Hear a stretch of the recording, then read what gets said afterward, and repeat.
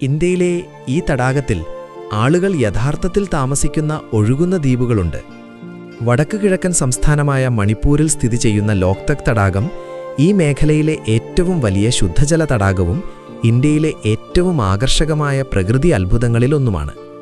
ഫുംഡിസ് എന്നറിയപ്പെടുന്ന പൊങ്ങിക്കിടക്കുന്ന ദ്വീപുകളുടെ സാന്നിധ്യമാണ് ഈ തടാകത്തെ യഥാർത്ഥത്തിൽ സവിശേഷമാക്കുന്നത്. ജലോപരിതലത്തിൽ സ്വാഭാവികമായി പൊങ്ങിക്കിടക്കുന്ന സസ്യജാലങ്ങളുടെയും മണ്ണിൻ്റെയും ജൈവവസ്തുക്കളുടെയും കട്ടിയുള്ള കൂട്ടങ്ങളാണിവ.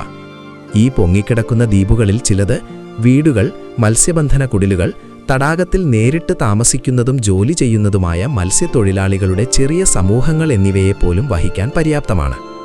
ലോകത്തിലെ ഏക പൊങ്ങിക്കിടക്കുന്ന ദേശീയോദ്യാനമായ കെയ്ബുൾ ലംജാവോ ദേശീയോദ്യാനം സ്ഥിതി ചെയ്യുന്നതിനാലും ലോക്തക് തടാകം പ്രശസ്തമാണ്. ഒരു വലിയ ഫുംഡിയിൽ സ്ഥിതി ചെയ്യുന്ന ഈ ശ്രദ്ധേയമായ പാർക്ക് അപൂർവവും വംശനാശ ഭീഷണി നേരിടുന്നതുമായ സംഗായ് മാനുകളുടെ, അതായത് ഡാൻസിംഗ് ഡിയർ എന്നും അറിയപ്പെടുന്ന അവസാനത്തെ സ്വാഭാവിക ആവാസവ്യവസ്ഥയായി വർത്തിക്കുന്നു. സംഗായ് മാൻ പൊങ്ങിക്കിടക്കുന്ന സസ്യജാലങ്ങളിലൂടെ മനോഹരമായി നീങ്ങുന്നു. അത് വെള്ളത്തിൽ നൃത്തം ചെയ്യുകയാണെന്ന മിഥ്യാധാരണ സൃഷ്ടിക്കുന്നു. പാരിസ്ഥിതിക പ്രാധാന്യത്തിനപ്പുറം ലോക്തക് തടാകം പ്രാദേശിക സമ്പദ്വ്യവസ്ഥയ്ക്കും സംസ്കാരത്തിനും അത്യാവശ്യമാണ്.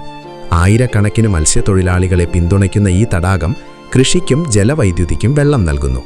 അതിശയിക്കുന്ന ഒഴുകുന്ന ദ്വീപുകൾ, അപൂർവ വന്യജീവികൾ, പ്രകൃതി ഭംഗി എന്നിവയാൽ ലോക്തക് തടാകം ഇന്ത്യയിലെ ഏറ്റവും അസാധാരണമായ പ്രകൃതി ദൃശ്യങ്ങളിലൊന്നായി കണക്കാക്കപ്പെടുന്നു.